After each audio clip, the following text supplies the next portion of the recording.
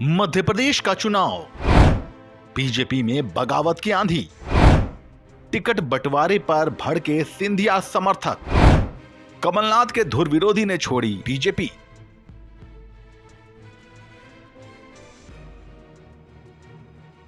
मध्य प्रदेश की सियासत में ज्योतिरादित्य सिंधिया समर्थक खुद को ठगा हुआ महसूस कर रहे हैं। केंद्र की मोदी सरकार में मंत्री सिंधिया के कई कट्टर समर्थकों का मोह अब श्रीमंत और बीजेपी से भंग होने लगा है। पिछले 3 महीनों में 3 कट्टर सिंधिया समर्थकों ने बीजेपी छोड़ दी है। ताजा नाम छिंदवाड़ा के सौसर से पूर्व विधायक अजय चौरे का है, जिन्होंने टिकट लिस्ट में अपना नाम न होने से नाराज होकर बीजेपी छोड़ दी है। कमलनाथ के दुश्मन नंबर 1 चौरे। अजय चौरे को छिंदवाड़ा की सियासत में कांग्रेस के सीएम फेस कमलनाथ का दुश्मन नंबर 1 माना जाता रहा है। दरअसल अजय चौरे सौसर सीट से कांग्रेस विधायक हुआ करते थे, मगर पिछले विधानसभा चुनाव में कमलनाथ ने उनका टिकट काट दिया, जिससे नाराज होकर चौरे ने 2020 में सिंधिया और शिवराज की मौजूदगी में कांग्रेस छोड़कर बीजेपी का दामन थाम लिया था। अजय चौरे के पिता और भाई भी राजनीति में नाम कमा चुके हैं। चौरे ने अभी तक कांग्रेस में वापसी तो नहीं की है, मगर माना जा रहा है कि जल्दी ही उन्हें मनाया नहीं गया तो वह ऐसा कर भी सकते हैं।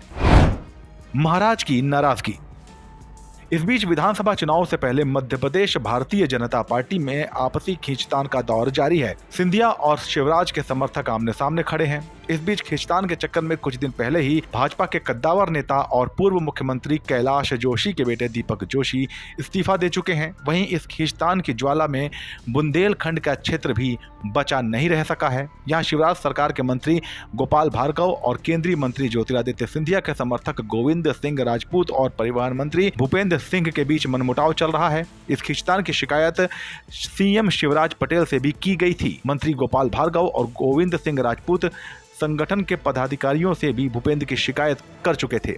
ऐसा माना जा रहा है कि नाराज सिंधिया चुनाव से पहले ही शिवराज के लिए एक बड़ी मुसीबत खड़ी कर सकते हैं।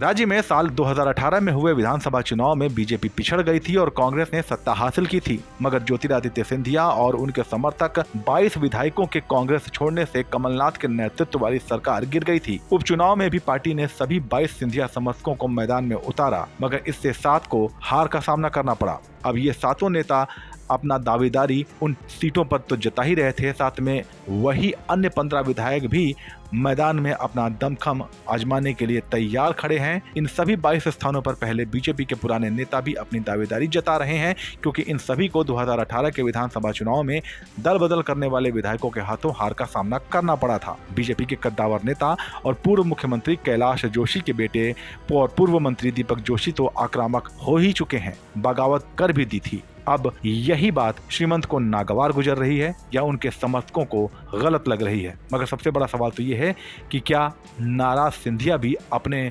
समर्थकों की तरह बीजेपी छोड़ सकते हैं? आपको क्या लगता है? हमें कमेंट सेक्शन में बताइए और राजनीति की खबरों के लिए बने रहिए जनसत्ता के साथ। नमस्कार।